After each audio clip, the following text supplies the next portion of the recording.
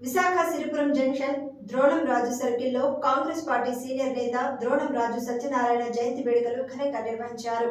Congress party తూర్పు నియోజకవర్గ సమన్వయకర్త ప్రియాంక దండి ఆధ్వర్యంలో జరిగిన జయంతి వేడుకల్లో ద్రోణం రాజు కాంస్య విగ్రహానికి పలువురు నేతలు పూలమాలలు వేసి నివాళులర్పించారు. మేయర్ గులగాని హరి వెంకటకుమారి, మాజీ ఎంపీ యార్లగడ్డ లక్ష్మీప్రసాద్, ద్రోణం రాజు శ్రీవాత్సవ్, వాసుపల్లి గణేష్ కుమార్, కొండా రాజీవ్ గాంధీ, నగర కాంగ్రెస్ అధ్యక్షులు పిరిడి భగత్, పశ్చిమ నియోజకవర్గ ఇన్ఛార్జ్ కేవి సూర్యనారాయణ ఈ సందర్భంగా పలువురు మాట్లాడుతూ ద్రోణం రాజు సత్యనారాయణ కాంగ్రెస్ వాదని, ఆయన పార్టీలో అంచెలంచెలుగా ఎదిగి ఉత్తరాంధ్ర ప్రజలకు అనేక సేవలు అందించారని కొనియాడారు. ఉడా చైర్మన్ గా ఎంబీపీ కాలనీ నిర్మాణం చేశారని, శాసనసభ్యునిగా రాజ్యసభ సభ్యునిగా సేవలందించి చరిత్రలో చెరగని ముద్ర వేశారని, ఆయన ఆశయాలతో తామంతా ముందుకు వెళ్తున్నామని అన్నారు. ఈ కార్యక్రమంలో సీనియర్ నాయకులు సోడదాసి సుధాకర్, అపారావు, మహిళా నాయకురాలు కాండవ గాయత్రి, యూత్ కాంగ్రెస్ నాయకులు సాయి, జోగేంద్ర తదితరులు పాల్గొన్నారు. అందరూ పెద్దలందరి సమక్షంలో నివాళులు అర్పించడం జరిగింది. ద్రోణం రాజు సత్యనారాయణ గారంటే ఇక్కడ విశాఖపట్నానికి ఒక పొలిటికల్ యూనివర్సిటీ. ఎంతోమంది రాజకీయవేత్తలు ఇక్కడ నుంచి ముఖ్యమంత్రులుగా, మంత్రులుగా ఉమ్మడి తెలుగు రాష్ట్రాల్లో ఎంతోమంది ప్రజలకి సేవ అందించారు. అటువంటి గొప్ప వ్యక్తి జయంతి ఈరోజు అతని జయంతి ద్వారా అతన్ని జ్ఞాపకాలు స్మరించుకుంటూ మేమందరం కూడా వాళ్ళు అర్పించడం జరిగింది. అటువంటి గొప్ప నాయకుడిని ఆదర్శంగా తీసుకొని మేమందరం కూడా ముందుకు వెళ్తామని నడుస్తామని, ప్రజలకు అండగా ఉంటామని. స్వర్గీయ ద్రోణంరాజు సత్యనారాయణ గారి 92వ జయంతి కార్యక్రమానికి ముఖ్య అతిథిగా ఇచ్చేసిన మేయర్ గారికి, అలాగే మాజీ శాసనసభ్యులు వాసుపల్లి గణేష్ గారికి, అలాగే తాతగారికి అత్యంత సన్నిహితులు, మా కుటుంబానికి ఈరోజు పెద్దగా ఉంటున్న వైఎల్పీ గారు యార్లగడ్డ లక్ష్మీప్రసాద్ గారు, అదేవిధంగా పార్టీలకు అతీతంగా అన్ని పార్టీల నుంచి కూడా ఈరోజు సత్యనారాయణ గారిని స్మరించుకోవడానికి ఇక్కడికి ఇచ్చేసిన ప్రతి ఒక్కరికి కూడా ముందుగా నా ధన్యవాదాలు. ఇందాకలా పెద్దలు అన్నట్టుగా సమాజ సేవ అనేది వారసత్వం అంటే కడుపును పుట్టినందుకు వచ్చేది కాదు.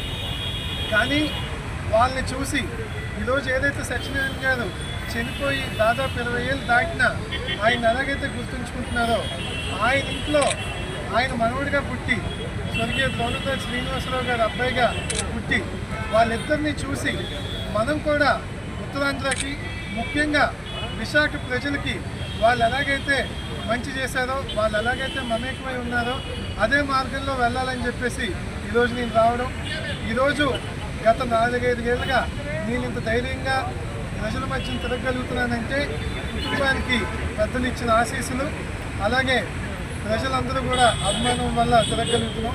తాతగారు, నాన్నగారి బాటలో రాబోయే రోజుల్లో కూడా అదే విధంగా ముందుకెళ్తూ ఉత్తరాంధ్రకి, విశాఖపట్నానికి మంచిగా అయ్యే కార్యక్రమాలన్నింటిలో కూడా ఉండి ఎప్పుడు వాళ్ళ పేరు చెడగొట్టకుండా ఉండే పనులు చేస్తానని మరొకసారి తెలియజేసుకుంటూ సెలవు తీసుకుంటాం. ఉత్తరాంధ్ర జిల్లాలో ఈ డెవలప్మెంట్ ఈరోజు చూస్తా ఉన్నాను గారు 4 సీనియర్స్ తోటి ఉత్తరాంధ్ర జిల్లాకి ఇప్పుడే మా పెద్ద ఆయన చెప్పారు, is adored irrespective of the parties అన్నమాట. పొలిటికల్ స్పెక్ట్రంలో అతనికి అందరూ కూడా అతని సేవలు అందుకునేవారే, మెచ్చుకునేవారే. అలాంటి మహానాయకుడు మనవుడు ఈరోజు మనం శ్రీవాసరావు గారు చూస్తే నాకు అర్థమవుతుందన్నమాట. శ్రీనివాసం చూస్తే ద్రోణరాజు శ్రీనివాస్ గారు చూశాక ద్రోణరాజు సత్యనారాయణ గారు అయితే మాత్రం దూకుడు ఓకే దూకుడు ఉండేది. మరి ఆ దూకుడు మళ్ళీ శ్రీవాసరావు గారు తీసుకొని రావాలి. వస్తేనే మన ఉత్తరాంధ్ర మళ్ళీ మంచి రోజులు వస్తాయి. ఓకే, మీరు సాఫ్ట్ ఉండకూడదని చెప్పేసి నేను చెప్తానమాట.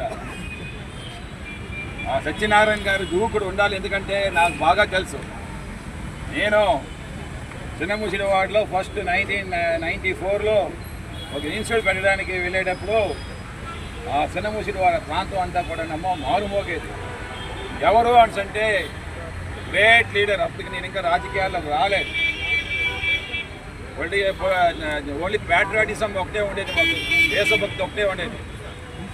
అప్పుడు ఏ చిన్న విషయానికైనా సరే రోనరాజు గారిని ఓన్ చేసుకొని మాట్లాడే అక్కడ ఉండే స్థానికులందరినీ చూసిన తర్వాత ఆశ్చర్యపోయానమాట. అంటే రాజకీయంలో ఇంత పవర్ ఉంటుందా, లీడర్కి ఇంత పవర్ ఉంటుందా, ఇంత ఫోర్సినెస్ ఉంటుందా. వారిని ఇంట్లో కలిసినప్పుడు కానీ వారు నాతో మాట్లాడే విధానం కానీ ఎన్నో క్వాలిటీస్ని నాలోని ఇంబైబ్ చేసుకున్నాను అన్నమాట. ఈరోజు నా యొక్క లీడర్షిప్ క్వాలిటీస్ ఈ రకంగా ఇంబైబ్ చేసుకున్నానంటే అది రోనరాజు సత్యనారాయణ గారి యొక్క నాయకత్వ లక్షణాలు కూడా అని చెప్పేసి నేను తెలియజేస్తా ఉన్నాము. జయంతి రోజు నాడు ఇప్పుడు శ్రీవాస గారిని మాట్లాడాము. త్యాగాలకు విలువ లేకుండా పోయింది. కేవలం ధనం ఉంటే అన్నీ జరిగిపోతాయి అనేటువంటి దాంతో ధర్మం 4 పాదాల మీద నడకుండా కుంటికాలతో నడుస్తోంది. అయినప్పటికీ కుంటికాలతో నడుస్తున్న ధర్మం మళ్ళీ బతుకుతుందని చెప్పడానికి ద్రోణరాజు సత్యనారాయణ గారి 20వ జయంతి వాళ్ళ మనం కన్నుగా చెప్పొచ్చు. ఇంకా ఇంతమంది ఆయన గుర్తుపెట్టుకుని ఆయన కోసం ఇలా వచ్చి దానికి నివాళి అర్పిస్తుందంటే మరలా ధర్మం మళ్ళీ పునరుద్ధరించబడుతుంది. మళ్ళీ ధనము అధికారం పక్కెళ్ళి త్యాగాలు చేసేటువంటి వాళ్ళకి విలువ ఉంటుంది అనేటువంటి ఒక సందేశాన్ని ఈరోజు ద్రోణరాజు సత్యనారాయణ గారి జయంతికి నివాళులు అర్పించాలనేటువంటి ఈ ప్రజానీకాలను దృష్టి చూస్తూ ఉంటాం.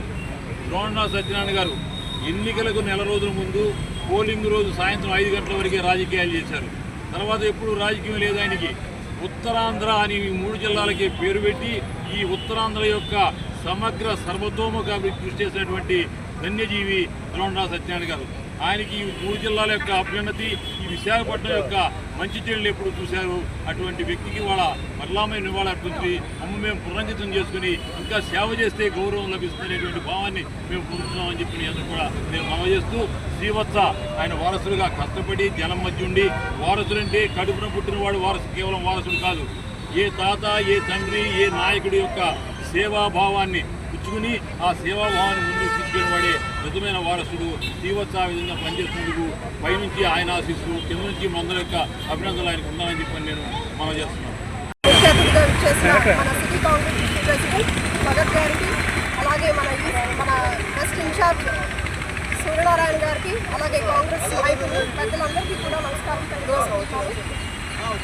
ద్రోణరాజు గారు పేరు నేను కొత్తగా ఉత్తరాంధ్ర ప్రజలకు కానీ ఉత్తరాంధ్ర రాజకీయాలకు కానీ కొత్తగా పరిచయం చేయాల్సిన అవసరం లేదు. ఉత్తరాంధ్ర టైగర్గా ఆయన పేరు తెచ్చుకున్నారు. ముఖ్యంగా ఆయన కాంగ్రెస్తోనే ఆయన జీవితం మొత్తం కూడా కాంగ్రెస్ కార్యకర్తలాగా మొట్టమొదటిగా స్టార్ట్ అయ్యి అలాగే అంచెలంచెలుగా కాంగ్రెస్ పార్టీలో ఎదిగి అనేక పదవులను ఆయన చేశారు. జిల్లా పరిషత్ చైర్మన్గా అయినటువంటి PMRDA చైర్మన్గా, అలాగే లోక్సభ సభ్యులుగా, రాజ్యసభ సభ్యులుగా కూడా ఆయన పదవులు చేశారు. సమస్య ఎక్కడుంటే ఆయన అక్కడ ఉండేవారు. అందుకే ఆయన తరుణంగా చేసినప్పుడు కూడా అక్కడ ప్రజా సమస్యలను ఎలా సాల్వ్ చేయాలి అనే దానిపైన పట్టు సాధించి దక్షిణ భారతదేశంలో గ్రామోద్యోగ సంఘానికి ఆయన జనరల్ సెక్రటరీగా కూడా ఎలక్ట్ అయ్యారు. ఆ తర్వాత సర్పంచ్గా మొదలైన ఆయన జీవితం అంచులంచులుగా ఎదిగి విశాఖ పార్లమెంట్ సభ్యులుగా మీరు కంటెస్ట్ చేయాలి అని చెప్పేసి ఆ రోజు ప్రధానమంత్రి ఇందిరాగాంధీ గారు ఆయన్ని కోరడం జరిగింది. ఆయన నుంచి మనందరం కూడా స్ఫూర్తి తీసుకోవాలి. ఈరోజు ఏదైతే ఏషియాలో లార్జెస్ట్ కాలనీగా పిలువబడుతుందో MVP ఏదైతే ఉందో అది కూడా ఆయన PMRDA చైర్మన్గా ఉన్నప్పుడు దాన్ని డెవలప్ చేయడం జరిగింది. కాబట్టి ప్రతి ఒక్క మాలాంటి యువతకు, కొత్త తరం రాజకీయ నాయకులకు ఆయన నుంచి మేము స్ఫూర్తిని, ఆయన నుంచి అనేక లీడర్షిప్ క్వాలిటీస్ని కూడా మేము అలవర్చుకోవాలి. ముఖ్యంగా ద్రోణరాజు గారు కాంగ్రెస్ పార్టీ కష్ట సమయంలో ఆయన నిల్చున్నారు.